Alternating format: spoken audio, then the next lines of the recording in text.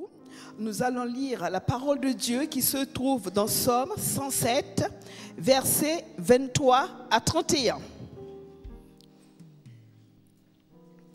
Ceux qui étaient descendus sur la mer dans des navires qui travaillaient sur les grandes eaux, ceux-là virent les œuvres de l'Éternel et ses merveilles au milieu de l'abîme.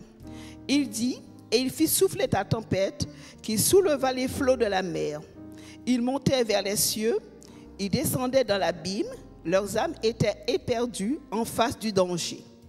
Saisis de vertige, ils chancelaient comme un homme ivre et toute leur habileté était anéantie. Dans leur détresse, ils crièrent à l'Éternel et les délivra de leurs angoisses. Il arrêta la tempête, ramena le calme et les ondes se turent. Ils se réjouissent de ce qu'elles s'étaient apaisées et l'Éternel les conduisit au port désiré. Qu'ils louent l'Éternel pour sa bonté et pour ses merveilles en faveur des fils de l'homme. Qu'il exalte dans l'assemblée du peuple et qu'il le célèbre dans la réunion des anciens. C'était jusqu'à 31. C'est jusqu'à 31. Qu'il loue le nom de l'Éternel pour sa bonté et pour ses merveilles en faveur des fils de l'homme. Amen.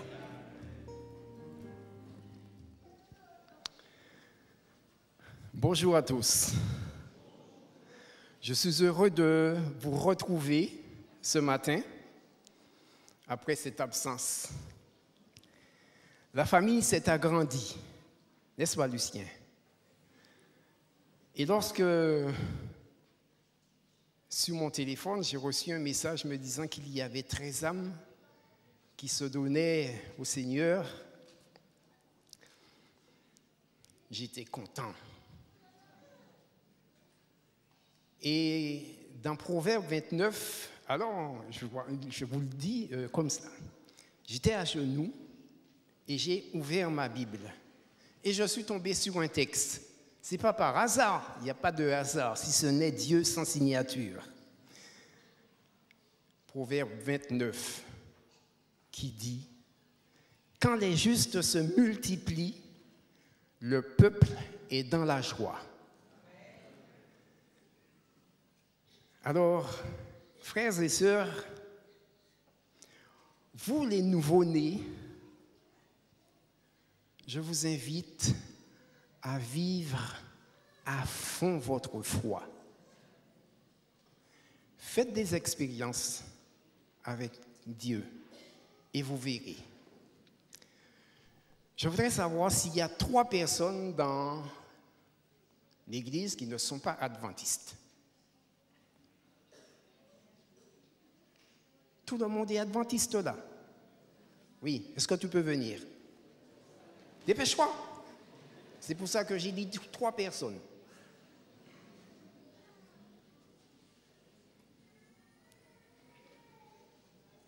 Tiens. Merci.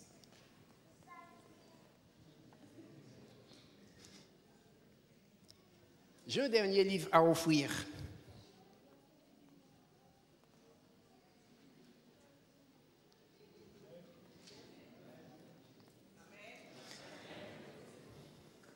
Vous découvrirez beaucoup de choses dans ce livre. Alors, je voudrais dire merci au Seigneur du fait que nous ayons encore la possibilité de nous rassembler pour le louer, l'adorer. Et je veux vous dire ce matin que le Seigneur est conscient de toutes les épreuves, toutes les péripéties, toutes les difficultés auxquelles nous sommes confrontés quotidiennement. Je voudrais vous encourager, vous exhorter à tenir bon, à ne pas baisser les bras, mais à continuer à faire confiance au Seigneur qui a déjà remporté la victoire. J'ai intitulé le message ce matin « Restez dans la barque ». Si vous avez écouté l'histoire des enfants, eh bien, je crois que Philippe a tout dit. On a parlé dans le texte de navire. Le texte du psaume 107 de navire. Vous avez, je pense, prêté attention. Philippe a parlé d'arche. Et moi, je vais vous parler de barque. En imaginant que la barque, c'est l'Église. Il y a des vagues qui déferlent dans ce monde. Des vagues sociales, des vagues économiques, politiques, géopolitiques, mais aussi des vagues religieuses. Et quelles que soient les vagues auxquelles nous sommes confrontés, je voudrais vous dire, je le répète, tenez bon, parce que Jésus-Christ a déjà remporté la victoire. Prions ensemble. Notre Père, notre Dieu, alors que nous allons ouvrir ta parole, puisses-tu nous donner l'intelligence afin que nous puissions tirer profit de ce qui sera dit et que cela nous élève spirituellement. Nous t'avons prié avec cette assurance que tu nous as répondu et c'est au nom de Jésus. Amen. Alors, Paulette a lu le psaume 107, les versets 23 à 31. Je voudrais faire un parallèle avec le texte qui se trouve dans Matthieu 8, les versets 23 à 27.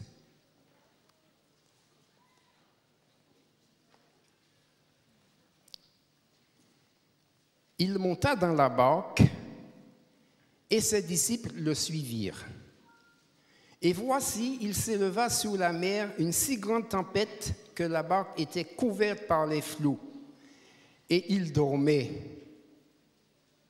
Les disciples, s'étant approchés, le réveillèrent et dirent « Seigneur, sauve-nous, nous périssons. » Il leur dit « Pourquoi avez-vous peur, gens de peu de foi ?» Alors il se leva, menaça les vents et la mer, et il y eut un grand calme.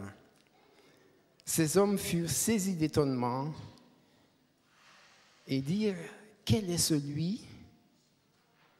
celui-ci, disait-il, à qui obéissent les vents et la mer ?» Avant de rentrer dans le vif du sujet, nous allons nous situer dans l'espace géographique de l'événement. Et j'ai consulté Wikipédia, qui nous parle du lac de Galilée. Il est dit que ce lac est réputé pour ses tempêtes furieuses. Et on rappelle donc la situation physique du lac. En effet, le lac repose entre des forces vives. Les eaux sont situées au-dessous du niveau de la mer, à quelques 212 mètres plus bas. Et ainsi, on peut affirmer que ce lac réserve beaucoup de surprises. Cependant, lorsque nous lisons le verset 23, tout allait à merveille. Les conditions climatiques étaient bonnes. Le soir était calme. Les disciples n'avaient pas prévu de mauvais temps. Voyons ce qui est dit au verset 24. Et voici, il s'éleva sur la mer une si grande tempête que la barque était couverte par les flots. Et lui, il dormait. Nous pouvons penser à notre vie, à notre situation. Le ciel est beau, on a de l'argent, on peut présenter la carte de crédit, on peut faire toutes choses. Et puis soudain, la situation change. Oh mes frères et sœurs, lorsqu'on est habitué au confort, qu'on est habitué à un train de vie et que soudain, par un concours de circonstances, les choses changent, eh bien, c'est comme un château de sable. Et on se dit, qui je suis? Alors que tout semblait aller bien, on va voir le docteur et il nous dit, monsieur ou madame, vous avez une maladie incurable. Tout s'effondre. La tempête arrive au moment où on s'attend le moins. Il s'éleva, nous dit le texte, une si forte tempête que la barque était couverte par les vagues. Et voici est employé ici pour attirer l'attention sur un détail. Il dormait. Le Seigneur dormant comment? Paisiblement. On sent la rage de la mer, un moment difficile. Ce n'est pas un moment agréable où les coups venaient à gauche, à droite, frapper la barque. Vous savez, j'ai vécu le passage d'un cyclone. J'ai vu des gens qui avaient construit et ne se parlaient pas. Ils avaient élevé des séparations pour ne pas se voir. Vous avez vu l'an dernier ce qui s'est passé à Saint-Barthélemy et à Saint-Martin. Lorsque le vent est passé, tout était à nu. Ceux qui ne se parlaient pas ont commencé à se parler. Oh, mes amis, bien souvent, au travers de circonstances de la sorte, nous réalisons que nous ne sommes que des êtres humains. Nous avons les mêmes problèmes, que nous avons peur, que nous avons tous besoin de réconfort, de soutien et que nous avons besoin de Dieu. Lorsque tout va bien, lorsque nos poches sont remplies, lorsque la santé est au beau fixe, on est heureux. On n'a besoin de personne. Et c'est au cœur de la tourmente qu'on réalise que nous sommes faits de chair et de sang. Aujourd'hui, nous sommes là. Demain, nous n'y sommes plus. Avant que je ne parte, je me rappelle que, discutant avec notre pasteur, il me disait, « Tu sais, Jacques, je vais officier pour une cérémonie mortuaire. On a découvert chez un jeune homme un cancer. Et tu te rends compte, 3 mois après, il est décédé. La Bible déclare que, dans Jean 4, le verset 14, que nous sommes comme une vapeur. C'est pourquoi il est important à cet instant où nous pouvons jouir des 5 sens que Dieu nous a donnés gratuitement, de lui rendre gloire et apprendre à nous tourner vers lui. Il est vrai, les disciples se sont trouvés dans une situation où ils étaient en grand danger. Leur vie était en péril. Il y avait de l'eau qui remplissait la barque avec une telle rapidité qu'ils arrêtèrent d'en enlever. La barque était sur le point de couler. Lisons le verset 25. Les disciples, s'étant approchés, le réveillèrent et dirent « Seigneur, sauve-nous, nous périssons. » Lorsqu'il y a un problème, ce n'est pas vers Descartes, Confucius qu'il faut se tourner. Vers qui faut-il se tourner, mes amis? Oui, nous allons à Dieu, à Jésus-Christ. Les disciples ne vont pas faire de calcul de probabilité, mais ils feront quelque chose de simple. Or, Nous savons que beaucoup de personnes n'aiment pas les choses simples. Pourtant, Dieu a rendu les choses si faciles, mais ils ont cherché beaucoup de complications. Le verset 25 dit, « Les disciples, s'étant approchés, le réveillèrent et dirent, « Seigneur, sauve-nous, nous périssons. » Je voudrais attirer votre attention sur un point qui me paraît très important. Le fait que les disciples aillent à Jésus pour le solliciter. Où a grandi Jésus? À Nazareth, où il travaillait avec son père qui était charpentier. Les disciples qui étaient là étaient des experts en navigation. Ils savaient comment réagir. Ils connaissaient le lac de Galilée. Et que vont-ils faire? Ils vont réveiller Jésus. Je vous pose une question. Lorsque vous avez un problème aux yeux, allez-vous voir un dentiste ou un ophtalmo? Vous allez voir l'ophtalmo, qui est le spécialiste, et vous êtes sûr de revenir avec une solution.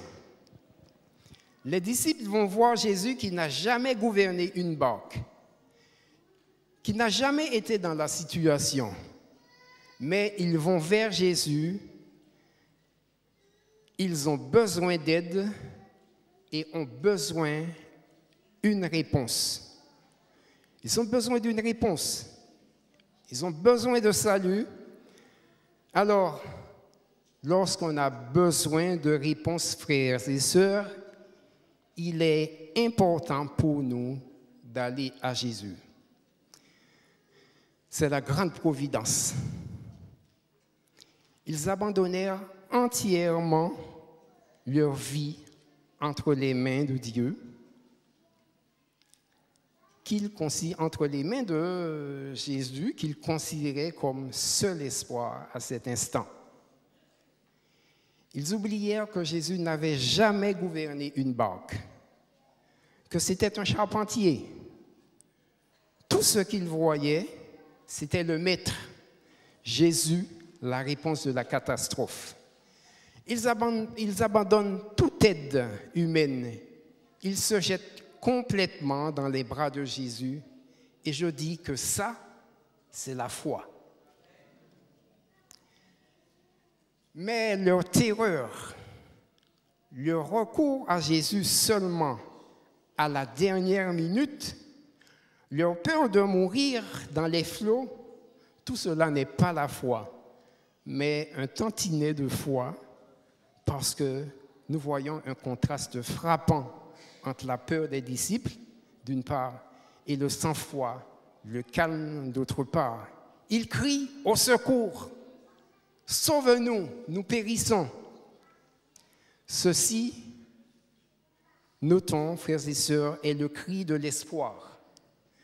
C'est le cri du dernier effort, un cri de survie parce que la catastrophe était imminente. Nous connaissons l'histoire de Pierre. Voyant Jésus marchant sur les eaux, bravant tout, il dit, « Seigneur, permets que j'avance. » Il sort de la barque et commence à marcher. Ça, c'est quelque chose qui défie les lois physiques. Marcher sur l'eau n'est pas du ressort de tous. Il a laissé les autres dans la barque. Je ne sais pas ce qu'il a dans la tête. Soudain, une vague arrive et Pierre, qui ne voit plus Jésus, panique. Et qu'est-ce qui se passe? Il plonge. Frères et sœurs, lorsque nous détournons nos regards de Jésus, nous plongeons. Lorsque nous abandonnons notre attention de Jésus, nous plongeons. Lorsque nous n'avons plus d'intime communion avec lui, nous plongeons. Notre salut notre vie dépend de Jésus-Christ. Il est le sustentateur de notre vie. Vous savez, il continue à maintenir ce monde dans ses mains. Nous pouvons lui faire confiance. Et même si nous n'arrivons pas à l'expliquer, eh bien, il nous aime. Il nous aime d'un amour incommensurable. Il prend soin de nous chaque jour. Ce Jésus est grand. Il peut nous sauver. Et au verset 26, il dira, « Pourquoi avez-vous peur, gens de peu de foi ?» Il se leva et menaça le vent, la mer, et il y eut un grand calme. Il n'y a pas une seule trace de peur dans le comportement de Jésus. Jésus n'est pas dérangé à cause de la terrible tempête, du danger. La sérénité, eh bien, et le sang-froid de Jésus sont surprenants. Jésus fait deux choses. Premièrement, il apaise la tempête dans le cœur. Et ensuite, il l'apaise dans la nature. Il n'est pas seulement capable de calmer la tempête dans les cœurs, mais aussi il peut affronter la peur du monde. Il peut affronter les tsunamis. Il est capable parce que c'est lui qui crée les éléments. Vous savez, lorsque l'on essaie de gérer les choses soi-même, on se met en difficulté. Et ces choses qui paraissent insurmontables, avec Dieu, deviennent possibles. Donc, je vous dis, laissons Dieu agir.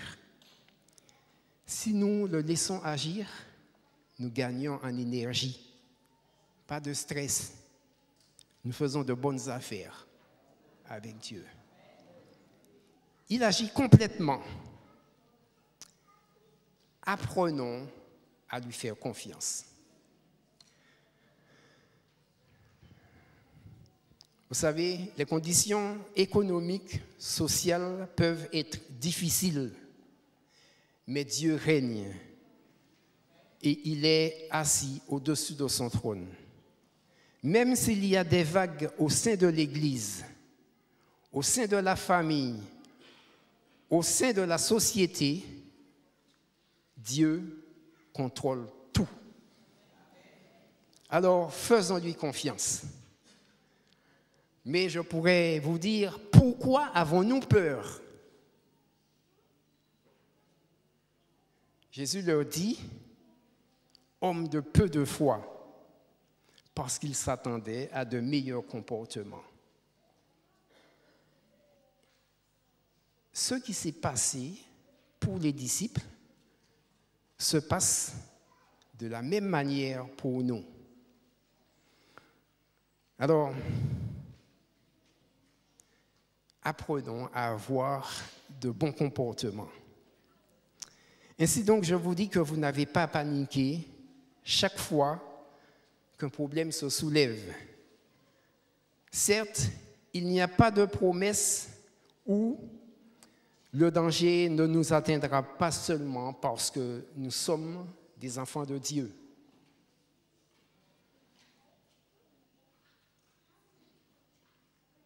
Pour le conseil divin, il se peut que ce soit la volonté de Dieu que nous mourions, alors nous devrions mourir avec la ferme assurance que Dieu envoie ce qui est bien pour nous.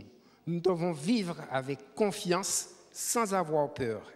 Et nous avons l'expérience des disciples. Nous savons de quelle manière est mort Pierre. Il a dit, « Je ne veux pas être crucifié comme Jésus-Christ. » L'apôtre Paul fut décapité par Néron. Et puis, Néron. Et comme Daniel et ses compagnons, ils ont dit, « Ô roi, nous n'allons pas nous prosterner devant tes statues parce que notre Dieu saura nous délivrer. » Et connaissant la fin de l'histoire, nous voyons un Dieu en mesure de sauver ses enfants.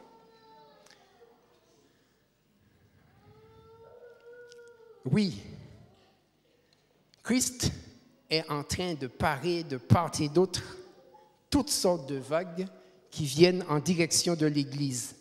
De nombreuses vagues qui déferlent sur l'Église, entraînant beaucoup dans la direction opposée à l'Église. Mais je voudrais vous dire ce matin que c'est notre droit de rester dans la barque.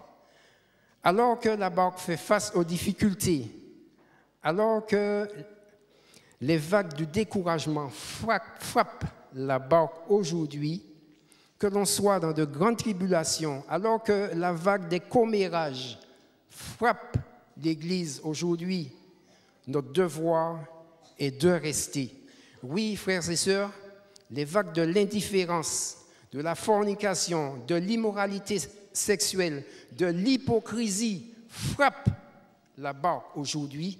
Notre devoir est de rester dans la barque. Et pourquoi devons-nous y rester? Eh bien, ceci n'aurait pas de sens si ce matin, je ne vous donnais pas les raisons pour lesquelles vous devez rester dans la barque. Premièrement, c'est que le salut est dans la barque. Jésus est là. Et il dit, ne craignez rien car je suis avec vous. Rappelez-vous l'histoire des antédiluviens. Tous ceux qui étaient dans l'arche furent sauvés. Dieu a demandé à Noé de prendre une paire d'animaux impurs et 7 paires d'animaux purs. D'y entrer, et Dieu ferma la porte. Ça se trouve dans Genèse 7, à partir du verset 16. L'Éternel ferma la porte sur lui. Parce que lorsque Dieu ferme, personne ne peut ouvrir. Et lorsque Dieu ouvre, personne ne peut fermer. Avec tous ces animaux dans l'arche, vous imaginez, cela devait sentir mauvais. Mais en dépit des odeurs, c'était dans l'arche que le salut, la sécurité se trouvaient. En dépit des difficultés, en dépit des choses que nous voyons dans l'Église, comme toutes les vagues citées tout à l'heure, je sais que seule du moins l'Église représente le salut. C'est dans et jamais hors de l'Église que se trouve le salut. Jésus a déclaré dans Matthieu 16, verset 18, que « Je bâtirai mon Église et les portes du séjour ne prévaudront point contre elle. Peu importe ce qui se passe, même s'il y a des vagues, même si ça tangue à droite et à gauche, le salut est dans l'Église pour une bonne raison, parce que Jésus-Christ est dans l'Église. » Même s'il y a des gens qui vous regardent, ils vous regardent de travers, vous vous sentez mal. Peu importe, vous n'êtes pas là pour les gens.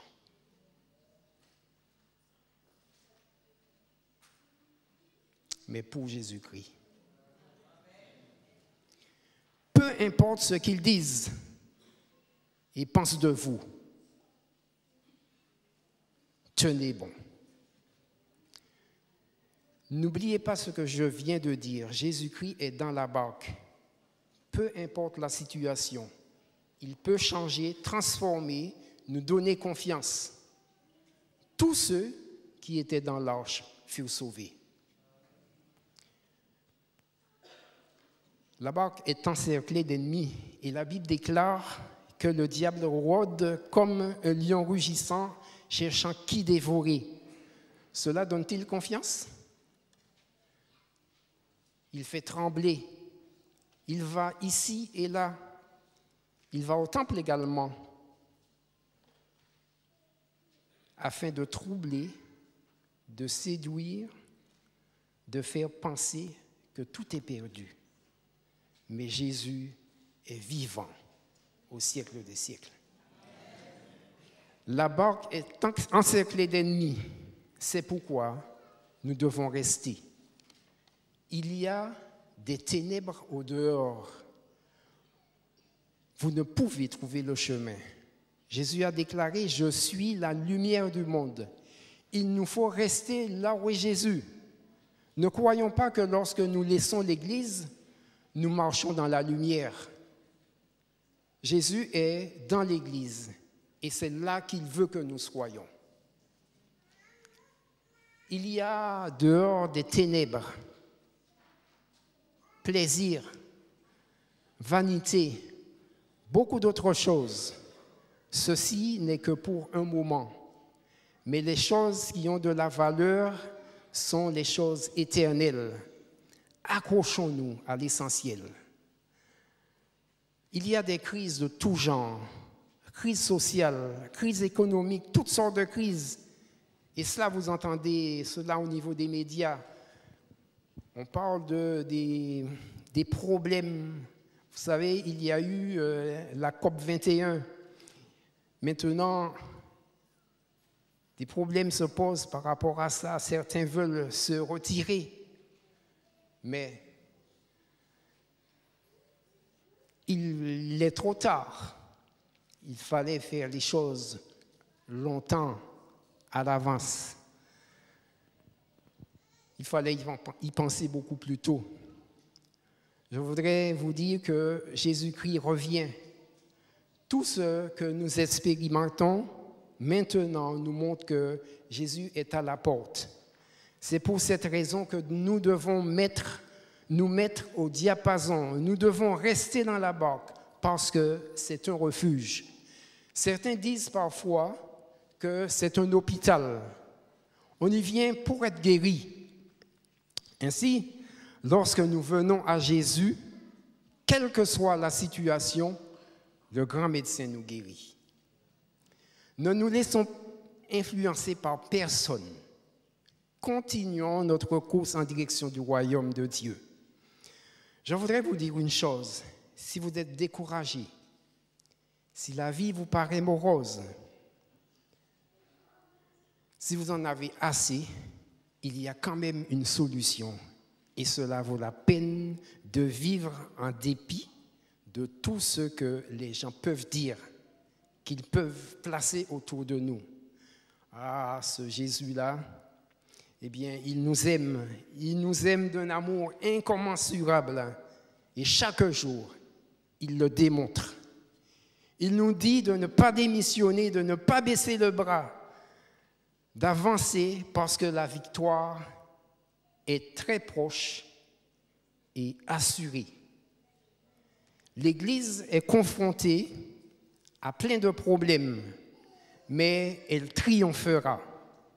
Le peuple de Dieu sera victorieux.